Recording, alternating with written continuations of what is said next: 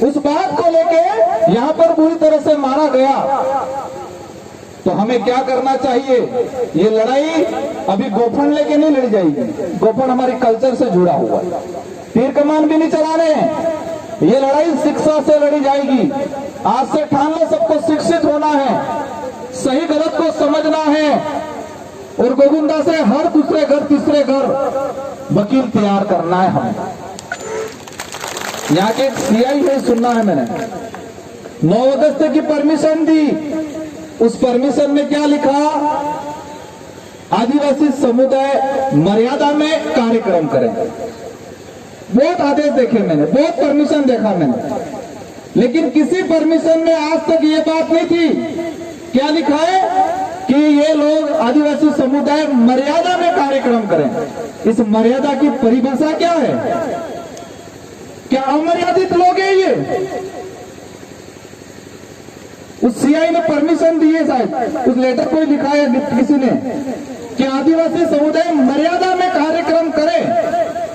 जो अमर्यादित समाज हो, अमर्यादित लोग हो, उसके लिए लिखा जाता है। और किसी आदेश में हम समझते हैं नियम कायदों के अनुरूप कार्यक्रम करें, समझ में आता है, लेकिन मर्यादा में काम कार्यक्रम करें। और मैं आगे साथी को कहता हूं, व्यवस्थित ड्राफ्टिंग बनाओ और उस आधार पर एट्रोसिटी का मुकदमा दर्ज करवाओ उनको भी। क्योंकि जिस समाज को आपने मर्यादा में काम करें ये लिख के दिया है, तो क्या वो समाज अमर्यादित है?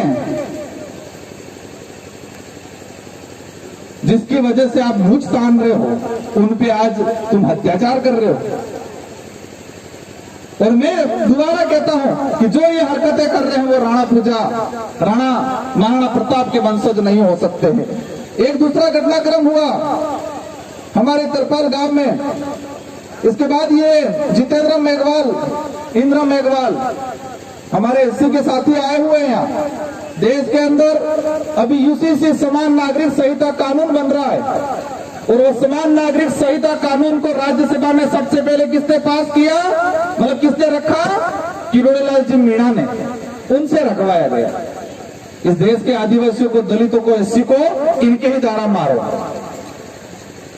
और हवाला क्या दे रहे हैं? एससी के भाइयों को क्या बता रहे हैं कि भीमराव अंबेडकर जी ने संविधान सभा की जो डिबेट हो रही थी, और संविधान सभा की डिबेट के दौरान भीमराव अंबेडकर जी ने समान नागरिक संहिता का हवाला दिया था।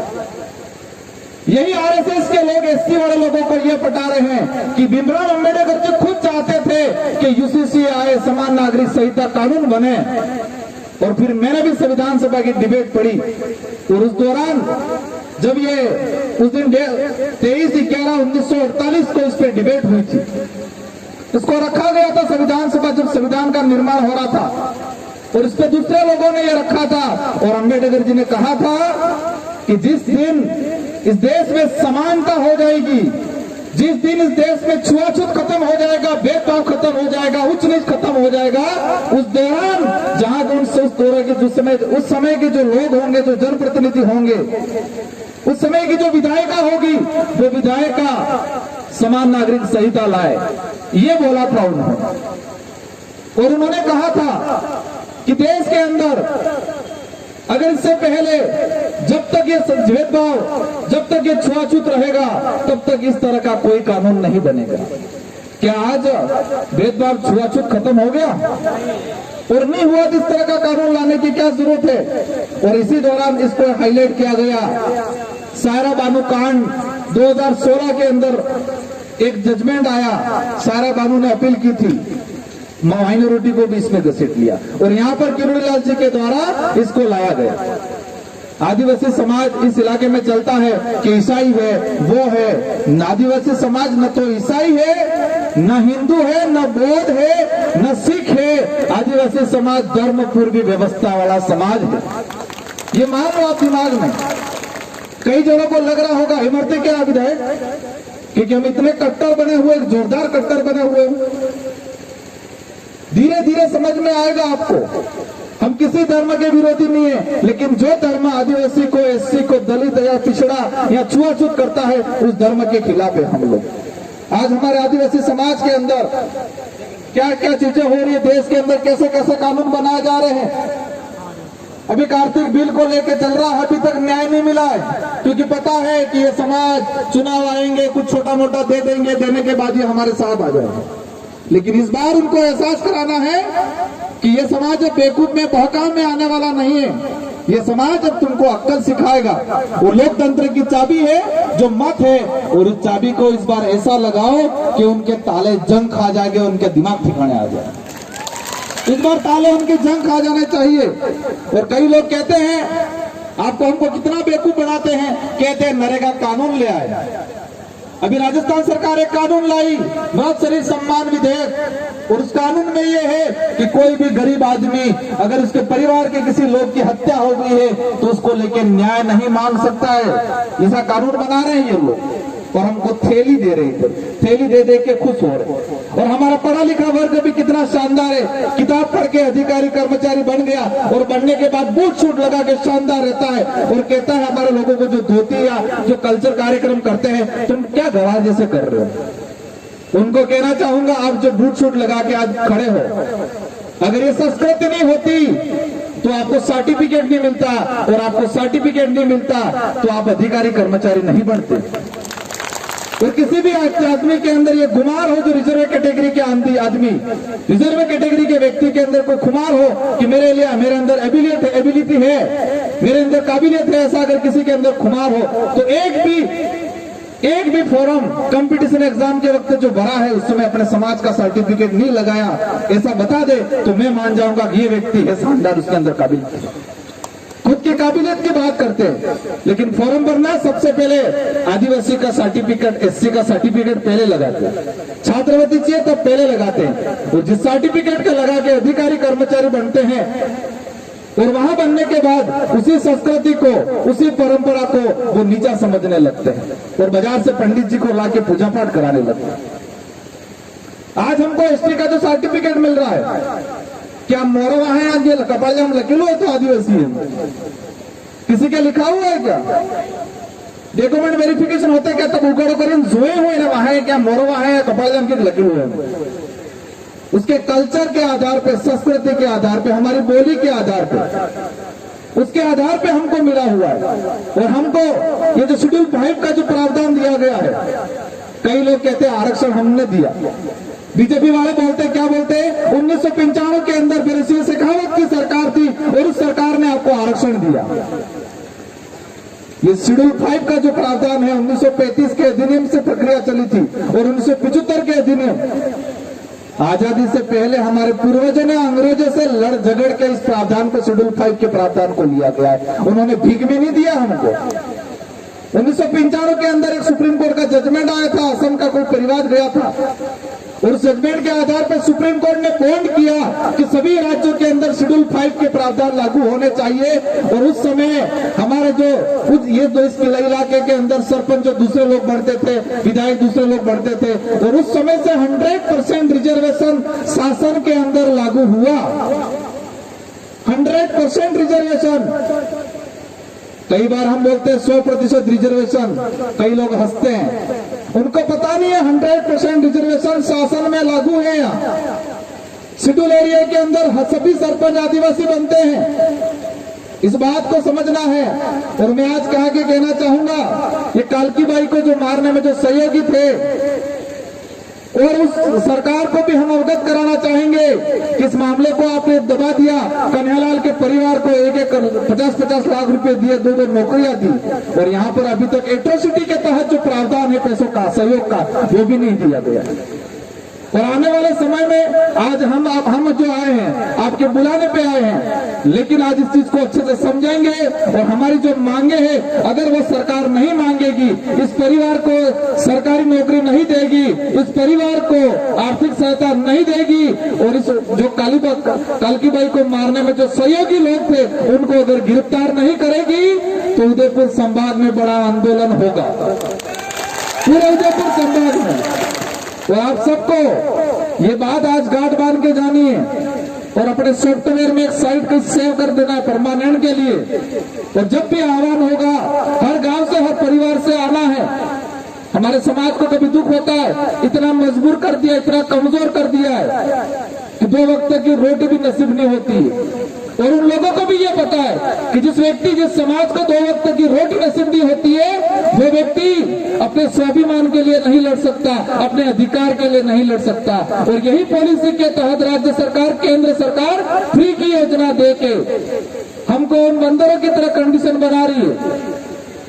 और आज धीरे धीरे हो रहा है हमारे समाज के अंदर। हम सिर्फ खाने के लिए सोच रहे हैं, पेट भरने के लिए सोच रहे हैं, स्वाभिमान की लड़ाई नहीं लड़ पाएंगे आने वाले समय। यही कंडीशन रही थी। और मैं सारे युवाओं को कहना चाहूंगा, हम नारा लगा रहे हैं लेकिन शारीरिक रूप से बिल्कुल कमजोर हैं। आज से ठान लो कि हमें नशा पत्ता नहीं करना है। छोड़ोगे नशा पत्ता? पक्का छोड़ोगे?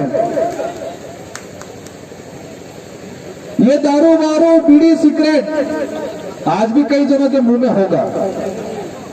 उस शेर की तरह कर दिया हमको। वो अफीम पिला के गांडा करके टंकी के पास पड़ा रहता था, वो खाने वाले देखने आते थे। ये कंडीशन हमारी होगी। आज ठान के जाना है, हमें नशा पत्ता भी करना है, हमें शारीरिक रूप से मजबूत बनना है। और ये सेल्फी स्टैंड नहीं बनाना है, लाइफ स्टैंड बनाओ खुद का। सेल्फी खींच के शानदार, और मोबाइल के अंदर वो कैमरे डाउनलोड मत करो। जो अच्छे अच्छे फोटो आते हैं वो कैमरे डाउनलोड करने का काम नहीं करते हुए, संविधान की जो कॉपी है, कॉन्स्टिट्यूशन है, उसको कॉपी करो, उसको डाउनलोड करो और उसको पढ़ो। शेड्यूल 5 के प्रावधान को डाउनलोड करो। 5वीं अनुसूची क्या है उसको डाउनलोड करो। आज जाके वहां से ठान के जाना है कि शाम को जाके सभी शेड्यूल 5 क्या है उसको डाउनलोड करेंगे। इस देश का मूल मालिक आदिवासी है। ये हाईकोर्ट, सुप्रीम कोर्ट का जजमेंट है, उसको डाउनलोड करना है। जमीन के अधिकार है वो डाउनलोड करने हैं। अभी बैठा था 3-4 कागज आ गए कि हमारा मकान हटा रहे हैं, हमारा ये कर रहे हैं, ज्ञापन दे रहे हैं। वो कोई नाम बता रहा है, कोई सोलंकी, कोई नागड़ा, नागदा, इस तरह से नाम बता रहे। जाके लोग एप्लीकेशन दे रहे और हमारे लोगों को 40-50 साल से पुराना कब्जा है उसको हटा रहे। अभी राज्य केंद्र सरकार एक कानून और लाई, वन सुरक्षा अधिनियम 2023। उसके अंदर ऐसा प्रावधान कर रखा है, भले फॉरेस्ट हो या फॉरेस्टर नहीं हो, इसके बावजूद भी अगर कोई वालों बैठा हुआ है उसको हटाया जाएगा और उद्योगपतियों को दिया जाएगा। ऐसा ऐसा कानून ला रहे हैं ये लोग। यूसीसी लाए, ये लाए। क्या हमारे लोगों को पता है ये यूसीसी क्या है? फॉरेस्ट वाला क्या, फॉरेस्ट का कानून क्या है? मृत शरीर सम्मान विधेयक क्या है? अनपढ़ को ठीक है, पढ़े लिखों को भी नहीं पता है। और सबको पूछेंगे पाकिस्तान से कौन आई थी? सीमा आई थी। पाकिस्तान से कौन आई? सीमा हैदर आई, सबको पता है। साथ में कितने बच्चे लेके आई?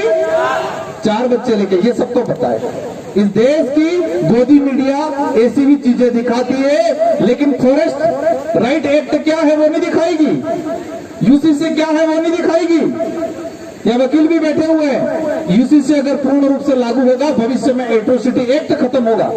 जिस देश के अंदर समानता है वहां छुआछूत कैसे हो सकती है, ये सुप्रीम कोर्ट का जजमेंट बोलेगा आने वाले समय में।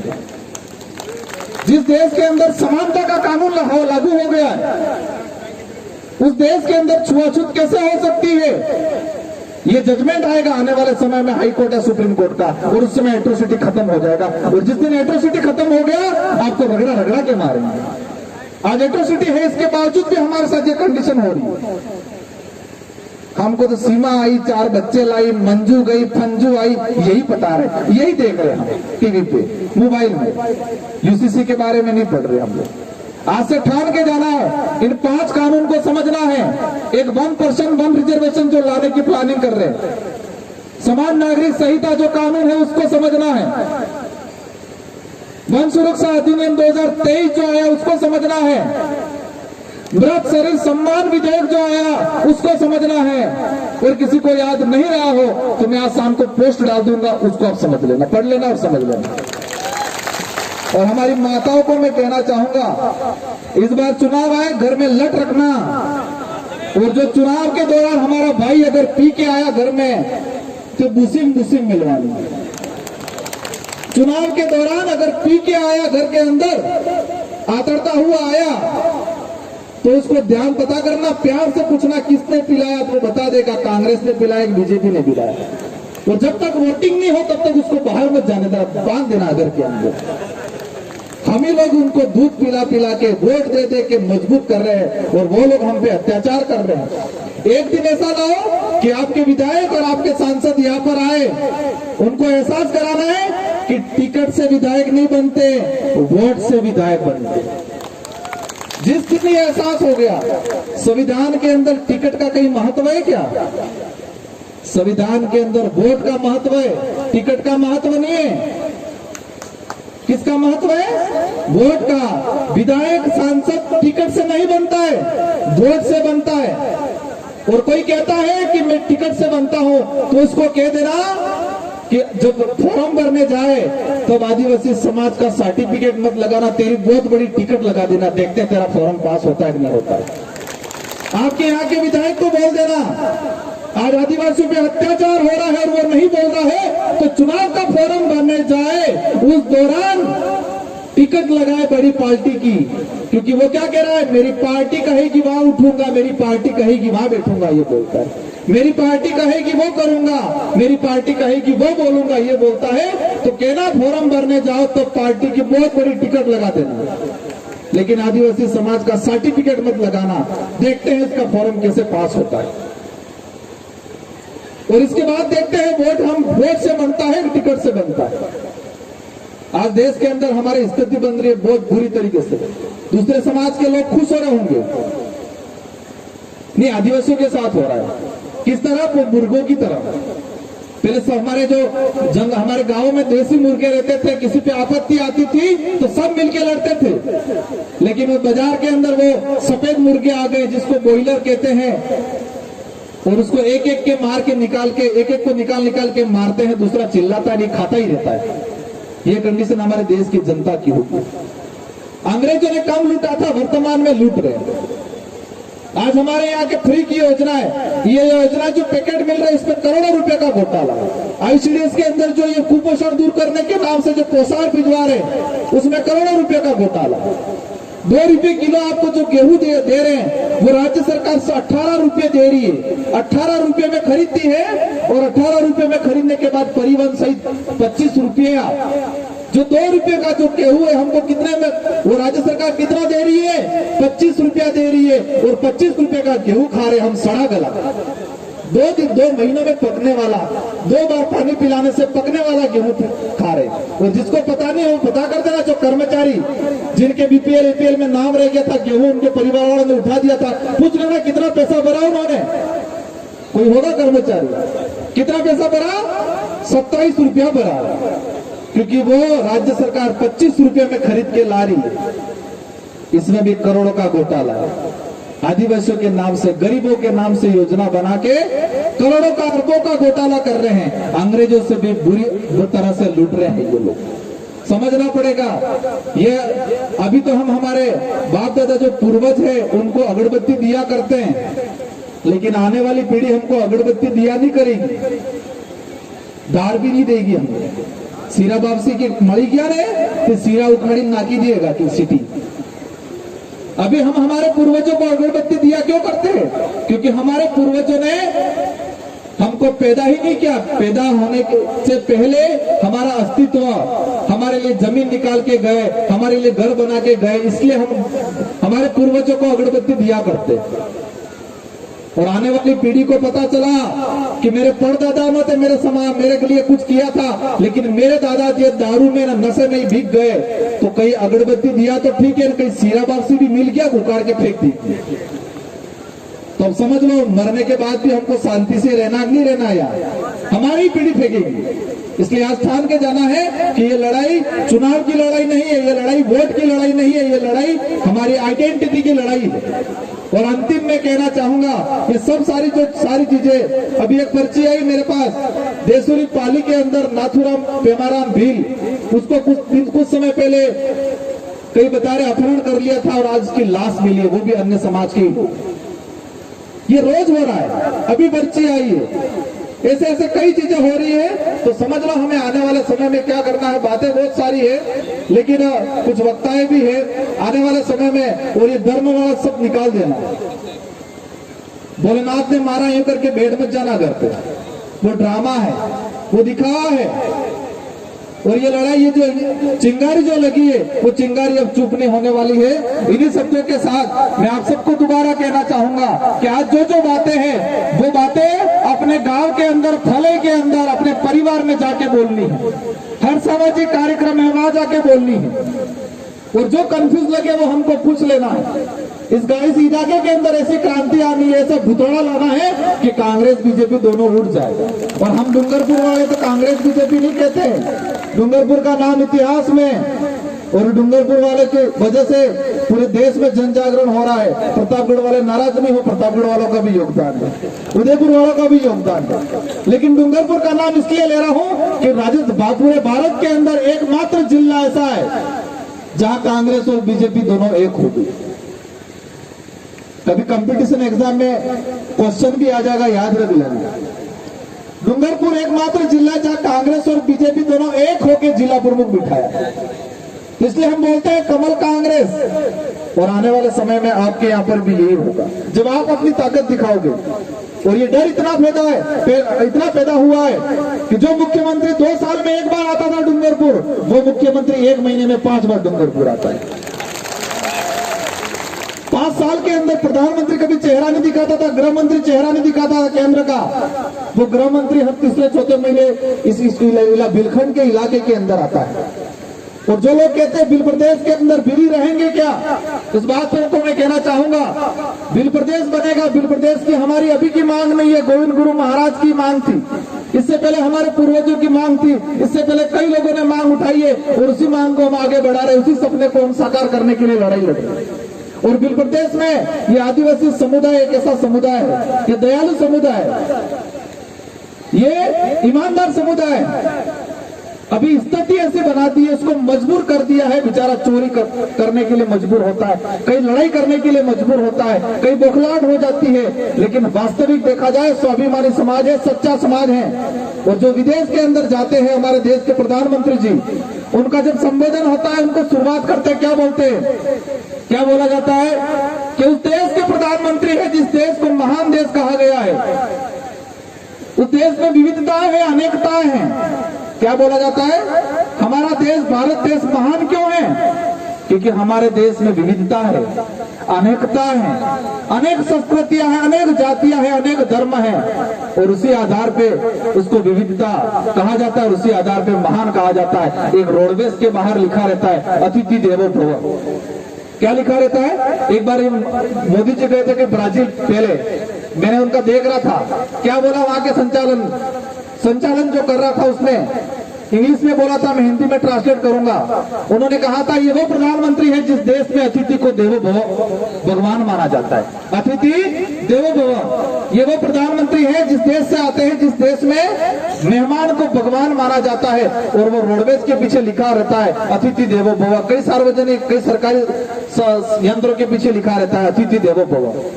तो अतिथि देवो भव कहाँ है, वो आदिवासी समुदाय में है। हमारे घर पे कोई आता है अनजान आदमी, तो उसको देख के क्या बोलते हैं, कौन एक पामड़ो आवे है, कौन एक मेहमान आवे। पहले बुलाते हैं, बिठाते हैं, पानी पिलाते हैं, चाय पिलाते हैं, फिर कहते हैं कि पामड़े तमन पहचान जाने आप कौन हो। और बाजार में जाएंगे, दरवाजा खटखटाए, पहले पूछेंगे कौन है भाई, कहाँ से आ रहा है, क्या काम है, पानी नहीं पिलाएंगे। तो अतिथि देवो भव आदिवासी